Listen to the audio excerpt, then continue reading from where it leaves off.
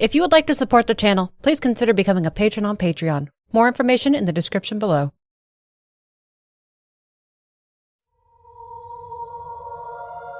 Before records of time were kept, before the events of history held prominence, the one called the Elder God crept into being, from whence is unknowable, but they would be the cause of all to come. Under its control would be the concept called the Wheel of Fate. The wheel could govern the cycle of birth, death, and rebirth that the fledgling inhabitants of this land would observe. Their souls would not be allowed outside of it, as the Wheel of Fate sustained the Elder God's very existence, whether literally, as though it fed upon the wheel, or through metaphor that to deny it meaning was to deny it in existence is unknown.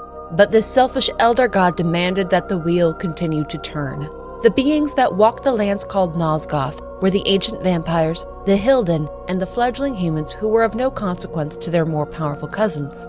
These ancient vampires were a far cry from what one might imagine a vampire to be. These ancient ones were regal, winged, nigh angelic beings that honored the Elder God and the ever-turning Wheel of Fate. These dignified, mortal people were the most influential of Nosgoth, their very identities based around their adherence to the will of the Elder God. The ancient ones reveled in ideals of birth, death, and eventual rebirth. But eventually, the Hilden, a beautiful, proud, and technological people, rebelled against this message and their worship. The Hilden did not wish to be a part of the Elder God's Wheel of Fate and refused to obey the words of the Ancient Ones. But so unflinching in their ideologies were the Ancients that eventually war came to Nosgoth. For over 1,000 years they fought. The Vampire-Hilden War tore this world apart. With each passing century, the violence and atrocities escalated, even as numbers began to dwindle. The Hilden desired to create a device that would kill all the Ancient Ones with a mere thought. But before this terrible technology could be completed, the ancient vampires created the Pillars of Nosgoth. These pillars were tied to the very energies and life of the land and acted as direct reflections of it. The Ancient Ones imbued them with their powerful magics. Each of the 9 pillars took on an aspect of Nosgoth: nature, mind, dimension, balance, time, states, energy, conflict, and death. Using the pillars, the Ancient Ones banished all the Hilden from Nosgoth, delivering them to the demon realm. But as the Hilden were being banished, they cast a punishment over the Ancient Ones, the Blood Curse. No longer would the Ancient Ones fall into the Wheel of Fate. They were granted immortality, and they were made sterile. Cut off from their Elder God, their cycle of reincarnation would have been terrible enough, but that they could also not reproduce was more than some could take. Many of the Ancients began to seek death at their own hands. Their societies began to crumble under the weight of losing their future. But some were able to find purpose in smaller vampire tribes and communities, while others turned to the Pillars of Nosgoth as their purpose.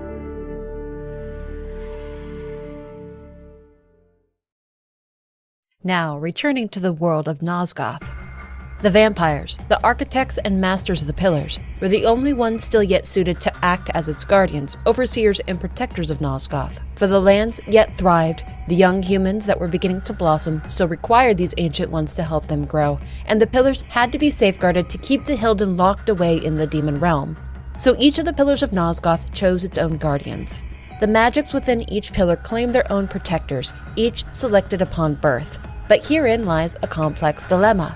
Because the Ancient Ones could no longer reproduce, the only beings that could be selected at birth to eventually act as the guardians were human beings. Therefore, human beings were selectively given the Blood Curse to join the ranks of the vampire clans.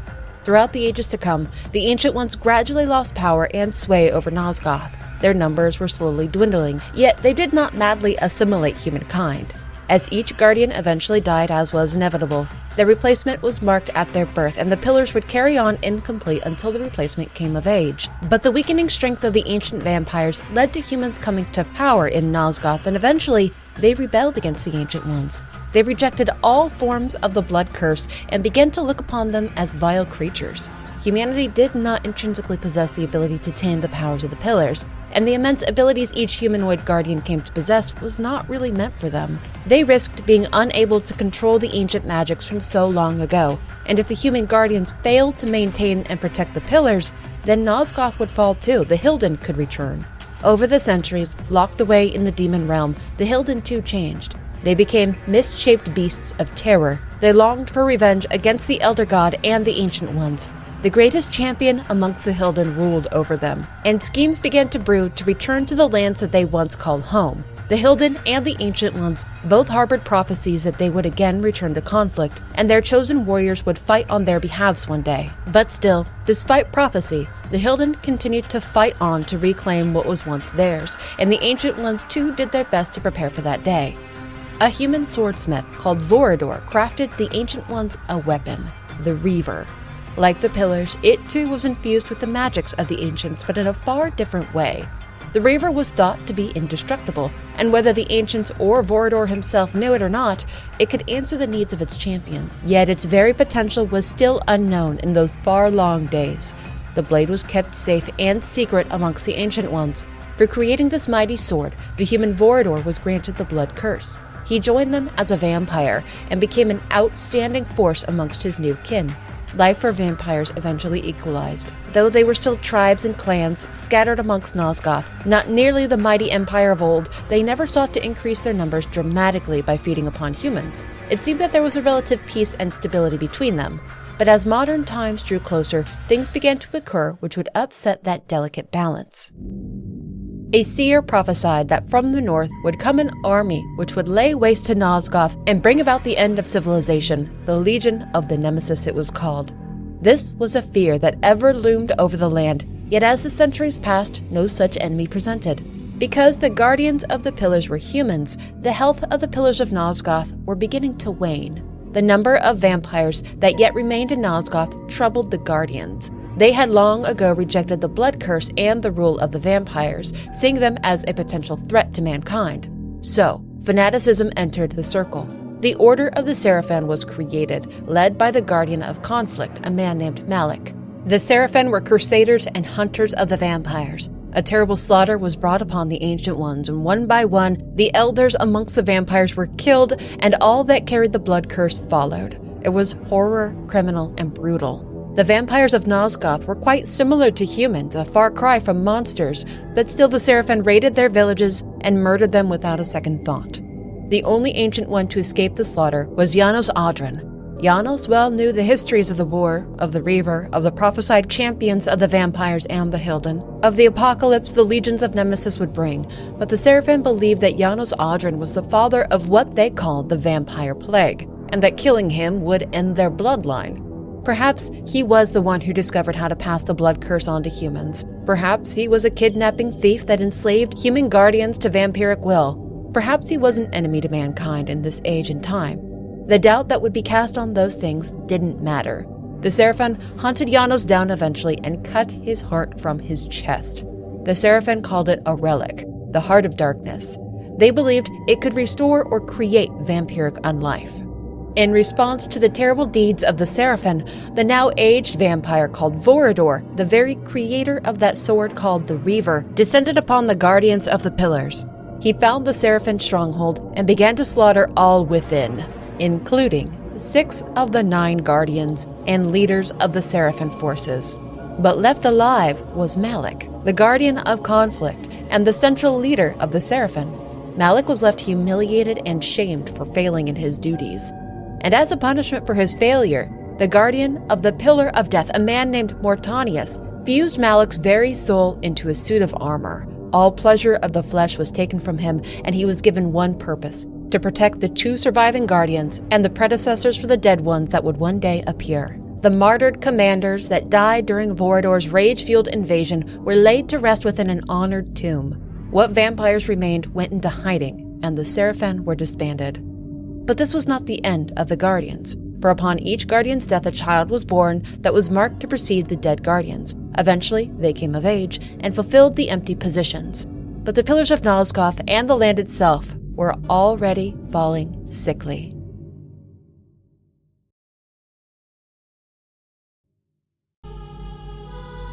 In the north, William the Just came to power. He was quite young when he became king, but he was a kind soul, destined for great leadership, and he was well loved by his people. That is, until a strange man named Mobius came to his lands. Mobius spewed hateful rhetoric in the streets that centered around vampires, what few remained, and he became so popular amongst the people that it garnered him an audience with the boy king William. Mobius, though, was actually the guardian of the Pillar of Time. Alongside Mortanius, he had survived the slaughter that Vorador brought to the Seraphim hold. For untold centuries, he had been the Guardian of Time, and he was extremely powerful in his age, on top of being quite wily and unpredictable. Mobius had a plan for everything, and he manipulated his way into the trust of William the Just. We will return to the fate of William the Just, but in the meantime, a character of note was born after a terrible betrayal took place. The Guardians of the Pillars were weakening in power with each new generation. The binding that kept the Hilden trapped in the demon realm was weakening because of this. Remember, the Guardians were originally meant to be vampires, not humans. The Hilden Lord began to exert control over some humans, and he targeted the Guardians when he finally had the strength for it. The demonic Hilden Lord targeted Mortanius, the Guardian of Death, and possessed him. The Hilden Lord forced Mortanius to murder the Guardian of Balance, a woman named Ariel. The moment Ariel died, her replacement was born, a babe named Kain, who would live an unremarkable life in the comforts of a nobleman's house. But Kain was marked from birth to one day be Ariel's replacement as the Guardian of Balance, and that will matter later. Ariel was the lover of Nupraptor, the Guardian of Mind, and when he found the corpse of the woman that he loved, Nupraptor lost his mind. He became maddened, and that madness seeped into all other Guardians. The insanity that consumed them all forced them to turn their powers against Nosgoth itself. And while that included Mobius, the Guardian of Time, to what extent is hard to say for him. Mobius was a bit of a backstabbing bastard to begin with, a backstabbing bastard that started having dealings and deals with the Elder God the ancient vampires once served. You see, they had a deal that Mobius would serve the Elder God, and in return, the Elder God would ensure that Mobius returned to life if or when he died. Bit of a bastard. But back to the north. Mobius, the Guardian of Time, began to warp William the Just, the beloved benefactor of the land. Mobius began turning him into a cruel, war-seeking monster eventually called the Nemesis. William the Just became the apocalyptic force that the ancient seer had once foretold of. When Kain reached adulthood, rumors of a great foe rising in the north were swirling about Nosgoth, but he didn't really trouble himself with it. Life was just too breezy-free for that sort of thing. While he was completely unaware of his destiny to become a Guardian, Kain was coming of age, and he would soon be called to the Pillars to become the Guardian of Balance. Unfortunate that the Guardians by this point were completely batshit insane. The maddened Guardian of Death Mortanius sent a group of assassins to track down the young nobleman. Mortanius was racked with guilt for killing the former Guardian Ariel, and still yet haunted by the influence of the Hilden Lord. In a misguided attempt to make things right, he saw the murder of Kain as a necessity, and death would not be the end for the young nobleman. No, Mortanius had plans for Kain and for the healing of Nosgoth. The assassins sent to find Kain were vicious. While traveling, Kain was refused service at a tavern on the roadside. He was forced back out into the falling of night, and the assassins cornered him and murdered him. It was a cold, devious affair. And in death, an indignant rage began to fuel Kain. He longed for unobtainable revenge. And at this perfect moment of suffering, Mortanius appeared to him and offered Kain a second chance at life, at unlife. And Kain didn't hesitate. He didn't question anything. He just said yes to the necromancer. Unbeknownst to Kain, not that it would have mattered, Mortanius put into his corpse the Heart of Darkness, the still beating heart of the ancient vampire Janos Audron. For centuries, the Seraphim had kept it as a holy relic, and now Mortanius put it to use, delivering Kain into vampirism and the Blood Curse. When Kain awoke in a crypt, he immediately set out to find his killers and take his revenge, discovering and embracing his new thirst for blood along the way. When he reached the surface, he found that sunlight and rainfall drained him, and he knew that in time those afflictions would only worsen. But as he pushed on, his lust for vengeance was stronger than his initial weakness to the outside world. He found his assassins and he killed every one of them. Yet, once this quest for vengeance was over, Kain had no purpose. He had traded his death for a few moments of bloodshed without weighing what that truly would cost him. But he needed not worry or think over it too deeply, because Mortanius was there to guide him. He pushed Kain forward, telling him that his assassins were not really the cause of his death. Kain should look to their masters, to the Pillars of Nosgoth, and so once again, without question, Kain obeyed. As he went, Kain killed all that he came across and terrorized the countryside. While once the Ancient Ones, the vampires of old, were seen as more akin to humans, Kain acted as a monster. He cared very little for his deeds and only sought his own satisfactions. Everyone would suffer for what a few had done to him, at least that's how he saw it. When Kain arrived at the pillars, night was fallen and an apparition haunted the grounds. It was the spirit of the slain guardian Ariel, who could not find a peaceful death until the pillars were restored. When Ariel offered to Kain answers to his questions, he refused her, saying that he only wanted a cure for his new affliction. Well, that didn't take long, did it? But Ariel very bluntly told him that there was no cure for this. He was dead. He walked in unlife. His only release would come in release from this form. His former life was over, never to be obtainable to him again. But if he destroyed the sorcery that was now plaguing Nosgoth, as she put it, then he could find peace. She tasked him with killing all the guardians and returning their artifacts to the pillars, so that balance could be restored. Kain agreed to this, not realizing that he himself was a guardian. His first hunt would be for Ariel's beloved, Nupraptor. On his journey across Nosgoth, Kain obtains new powers, weapons, magics, and armor to aid him in the obstacles to come. Though the majority of his kills are the innocent, he'll need all the help he can get when he intrudes upon the sanctuary of his foes. When he finally reaches Vasterbunt, the small city nearby Nupraptor's sanctum, there are echoes of pilgrims and villagers going missing nearby. And it's not difficult to believe, it's truly foreboding. When inside, Kain finds what the Guardian has been doing with all those that journeyed to visit this place. They're chained to the walls, tortured, their minds torn apart and induced to madness, just like Nupraptor himself. In his solitude since Ariel's death and the maddening of the circle, he began self-mutilating and sewing his eyes and mouth shut. The squandering of life didn't seem to really bother Kain. It was the waste of blood that bothered him more. When finally he tracks down the Guardian, Nupraptor is in the process of rejecting the aid of the one called Malik, the once leader of the Seraphim who failed to stop Vorador's slaughter of them so long ago. As punishment, his spirit was put into a set of armor. Nupraptor himself will face Kain, though the illusionist was a shell of his former self, maimed, small, and weak.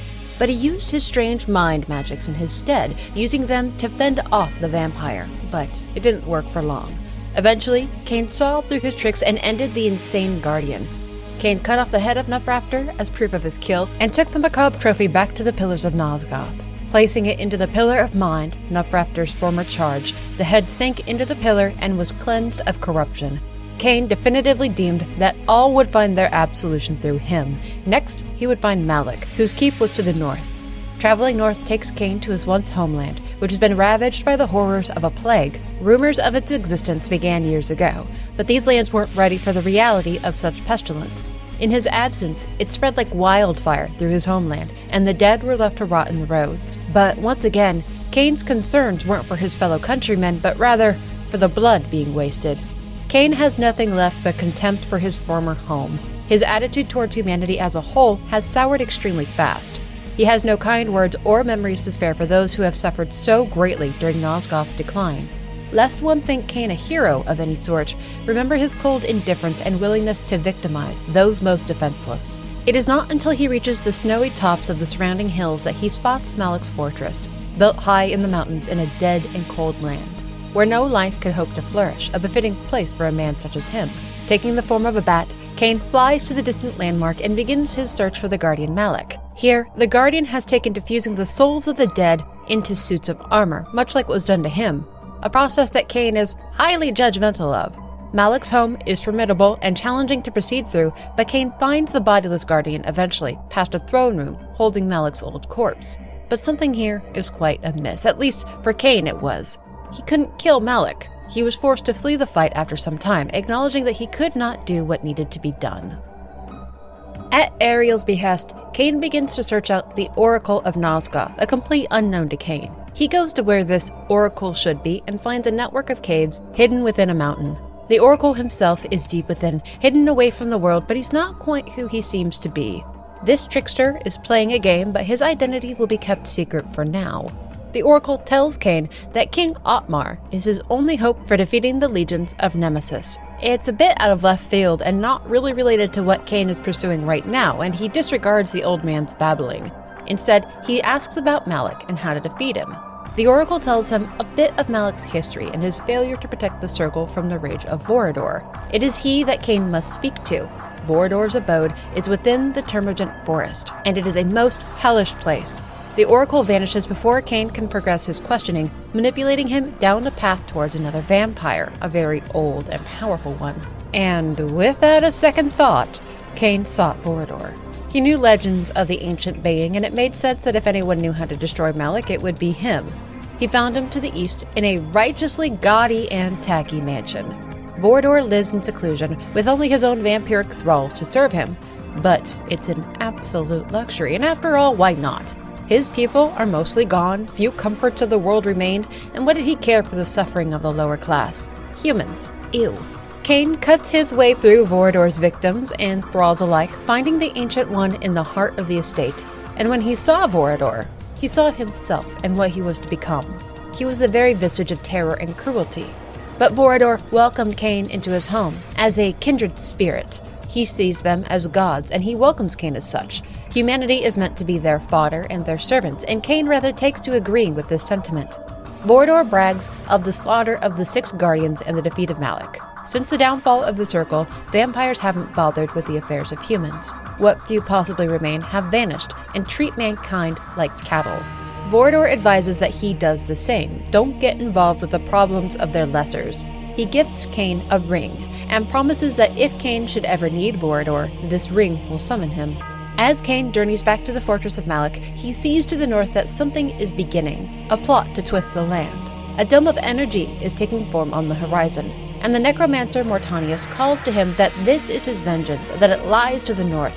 A triad of the Guardians are there, and Kain just can't resist dropping in. Without question, he begins approaching that strange dome and the Guardians nearby. The closer he draws, the more cruel perversions of nature appear. Kain believes that the dome is the cause of it, though really the fate of these creatures doesn't concern him.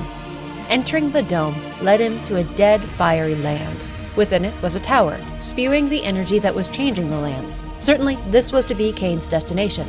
Though it was a harrowing trek to make, Kain eventually entered the tower and found that the interior was far larger than it should have been. It, too, was a creation of magic, and making his way through the twisting corridors would be a test of his patience and his stamina. Within its center, he finds the 3 Guardians of Energy, Nature, and States. After their quick exchange of greetings, the Guardian of States Anakroth summoned Malik in his stead and fled the arena, but in return, Kain called upon Vorador to aid him. The 2 vampires destroy the 3 Guardians together. Vorador handled Malik, and Kain cut the other 2 down. Already, 4 of the Guardians were dead, and soon, the 5th would follow.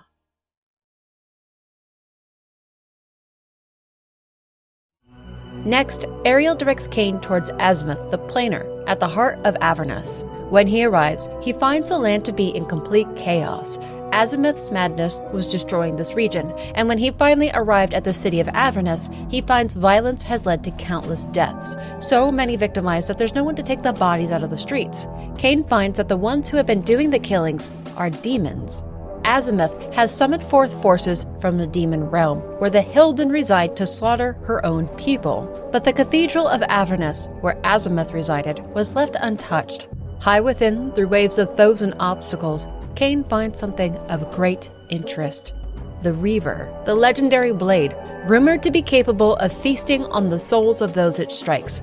Kain takes it without question or thought. He sees it as a kindred spirit meant to be with him. With new blade in hand, Kain finds Azimuth, and she's all too willing to fight him, though she will not do so alone. Azimuth has demons at her call, and her own powerful magics pack one hell of a punch.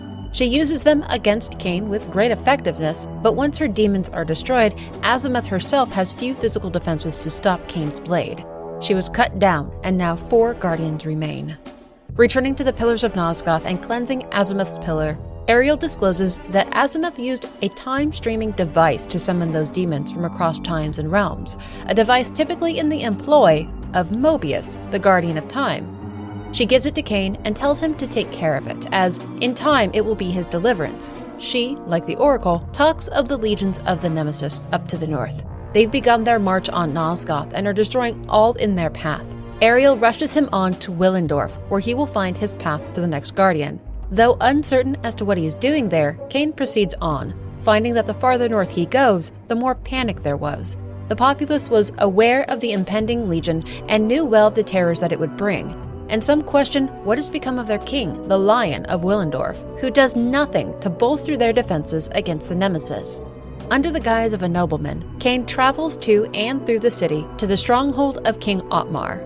Within the castle, Kain found a man completely unconcerned with the well-being of his people and without thought for the legions of the Nemesis.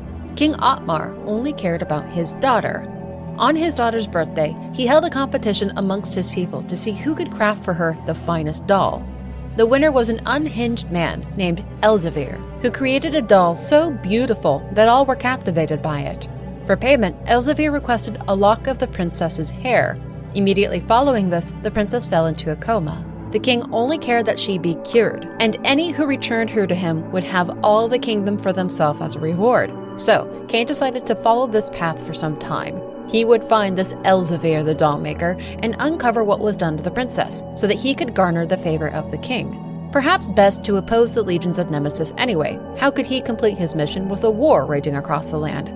If Ariel spoke truth and this path led him to the next guardian, then he would see it through. The journey to the dollmaker's abode led him through a tunnel system, then the Legion of Nemesis, but Kain found Elzevir at the Lake of Souls in a creepy-ass mansion patrolled by animated dolls of Elzevir's making. Once Kain tracks the dollmaker down, he tries to defend himself with hordes of his strange dolls, claiming that the soul of the princess was his, that King Otmar gave it to him, that he earned it. But even the flood of dolls attacking can't stop the mighty vampire. Not even their stuffing of fluff can oppose him. Kain kills the dollmaker and finds the doll holding the soul of the princess in the next room. Returning the doll to the court of King Otmar grants him favor. The court sorcerers will be able to restore her, to the absolute joy of the king. In return, Kain is offered the throne, but that is not what he desires. He instead tells Otmar to send his army to intercept and vanquish the Legion of Nemesis approaching from the north, to which the king agrees. But this is no fairy tale. The king dawdled for far too long, and the armies of Otmar were far from enough to stop the Legion. They were completely run down in the fields, but they made enough of an opening for Kain to slip through their line into enemy territory. He fed off of both sides as he went, consuming his fill from horde and hope alike. But when he finds himself surrounded by hostility on enemy soil, Kain finds that there's no safety or hiding here, and he uses the time-streaming device that he obtained from Azimuth. It sends him back in time, 50 years into the past, when the land was peaceful and flourishing, when William the Just was still young and uncorrupted. But the time-streaming device was broken on the jump. Kain was stranded. Killing a guard at the border to the kingdom of William the Just grants Kain a memory from his victim. It's a strange old man preaching in the streets about the dangers of vampires and that their very existence in this time was a threat that mankind needed to snuff out. He used twisted logics to make his points, but the populace just ate it up. It garnered him an audience with the king eventually, but Kain does not recognize this man, at least not yet. He fights his way deeper into the region, finds a landmark that cues him into where and when he is, and by the time he reaches the fortress of William the Just, he logics that if he kills the boy king, then the Nemesis would never be made and Nosgoth would be safe from the threat to the north. Before falling upon his prey, Kain overheard the young king talking to someone that he called Mobius. It was the same strange man that had been yelling at the crowds about the dangers of vampires, and he was here now warning the king of a vampire assassin that would soon descend upon him. Mobius plays the part of the unthreatening old wise man extremely well, and he promises the young king that when he needs him, when the time is right, he will be there. He gives to William the Reaver. Now, two versions of it exist in the same place, and this is no accident. Mobius has been planning this all along, but Kain is completely oblivious to what is taking place here. Once William is away from Mobius, Kain doesn't waste any time in attacking the king. He's a vicious foe and he has bodyguards, but Kain ends the life of William the Just using the Reaver. But William, too, has the Reaver. This sword is fused with the magics of the Ancient Ones, and this will have consequences. The flow of time in Nosgoth is not so kind or malleable, a saving grace for this and the tales to come. For things to be changed in the past, a most spectacular condition has to be met, and the magics of the Reavers, plural, did just that. The two Reavers meeting in the same place from different times created the Reaver paradox. It did allow for time to be altered, these two weapons meeting like this. So yes, William the Just was stopped, the nemesis never created, but it would alter Kain's proper time to reflect this change, something that otherwise should not have been possible. But Kain was completely oblivious to the impossibilities of what he had just done, and how convenient that just beyond William's room was another time-streaming device. It's all just been so simple for Kain, hasn't it? He prefers to call it fate, not something to be contemplated too deeply. Using this second, conveniently placed time-streaming device returns Kain to his proper time, and to his horror, he finds that things have indeed changed. William the Just died a martyr. The nemesis never existed. And in those 50 years, the man called Mobius rallied the people of Nosgoth against the vampire murderer of William the Just, and another crusade began against all remaining vampires. As Kain walked the foothills of this land, he passed the corpses of his fellow vampires left to rot in the wilds. Back in civilization, he came across a public execution, and the victim was his once advisor and aide, the one called Vorador. He'd almost single-handedly torn down the old Guardians and the Seraphan, and this was to be his end. But cleansing this region of vampires would not be the end of their conquest. There were wider lands in Nosgoth, and they would continue their hunt and their purge, and it was none other than Mobius that would lead them forth. And now Kain is kind of starting to put things together. He sees now that the Oracle of Nosgoth was in actuality Mobius, the Time Streamer, the guardian of the Pillar of Time. Mobius has led him down this path to end all the vampires, to make the land fully hostile to his kind, to come into power over the Circle and all of mankind. It has all just been handed to Mobius so easily. Mobius, who serves the Elder God and has no fear of death because of promised resurrection should he die. Oh, how little Kain realizes. Even as he fights the throngs of humans and then Mobius himself, he has no idea how futile it really is. Mobius has seen the past and can reach into the future. Mobius himself turned William the Just into the Nemesis. Mobius played Kain into villainizing all remaining vampires. Mobius has survived so much and now possesses all the pieces to this weird, complex puzzle. But Kain does what he thinks is necessary to end this threat. He decapitates Mobius, sending the Time Guardian's soul to the embrace of his master, who will see their servant restored as much as necessary. But Kain thinks that he's attained victory, and will now carry on as though this be truth. Mobius shall be set aside. All thought fled from him for now, his part in this journey played out for the time being. Mortanius, his longtime guide through all of this, the one who gave him unlife, the one who put the heart of darkness inside of him, is just so very happy to hear of Mobius's death. All has gone as he wished. He calls upon Kain to return to the Pillars of Nosgoth so that the finale may finally begin. Upon his return to the Pillars, Kain does not make his presence immediately known. The Guardian of States, Anacroth, who once fled from battle with Kain, is berating Mortanius for his scheming and his plotting. Kain overhears that Mortanius was responsible for the assassins that killed him, responsible for his resurrection, responsible for setting him down this path. Yet still, Mortanius is the fool of Mobius. What a duo Kain and the Guardian of Death make. Yet the corruption that had so destroyed the Circle made Mortanius think it all necessary, that he had won and outsmarted everything in play. Mortanius and Anacroth come to blows at the height of their argument, resulting in the death of the Guardian of States. Now only 2 Guardians remain. Now is time for Kain to make himself known and for this all to end. For his mission to be complete, Mortanius must die, and Kain has little reason to ally himself with the Guardian anymore. But Mortanius welcomes this. He gladly enters into combat with Kain without fear of death. Mortanius is a vicious fight and does not hold back in this insanity. The two fight all about the Pillars of Nosgoth, but as Kain is seemingly fated to do, he strikes down the Guardian of Death upon the sacred grounds. But that is not the end. It's all according to plan. From the body of Mortanius comes a new foe, the dark entity, the Lord of the Hilden, returning to the realm it once called home.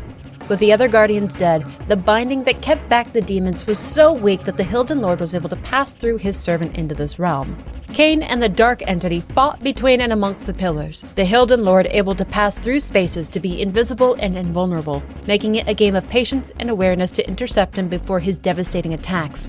But again, as Kain seems fated to do, he banishes the Dark Entity back to his demonic realm, freeing Nosgoth from his control for now. But it's time for Ariel to disclose the full truth of Kain's being to him. She tells him that he is the final Guardian, the Guardian of Balance. He, too, is corrupted, and that for his mission to be complete, for Kain to find true peace, he must also die. Then she too will be able to rest, and the pillars will be restored. Nosgoth will be safe once again. One day, new guardians would come of age and see to its future, but first, Kain had to die. But why? Why should he? Why couldn't he decide the future of this land, forsake his mission, take the pillars of Nosgoth as a throne for his own future? Kain denies Ariel her rest, denies Nosgoth a future, denies himself the oblivion of death. All would be done at his whim. He accepted that the words of Vorador were true, that vampires were as gods amongst humanity and were meant to be served. He would take it as his duty to thin the herds of mankind that plagued Nosgoth, that had caused so much suffering and so much mayhem. Vampires would return and take their rightful place as gods and rulers of Nosgoth. Now, nothing would stand in his way. He would decide his own fate. While that is the conclusion of this story, it's not the end of this tale. Kain will no longer be the protagonist at our lips. Kain would indeed build his new world amongst a new breed of vampire, and at his side would be his lieutenants, raised from a crypt of sacrilege. The next to rise and carry on this tale will be someone new. Next, we will know the stories of Raziel.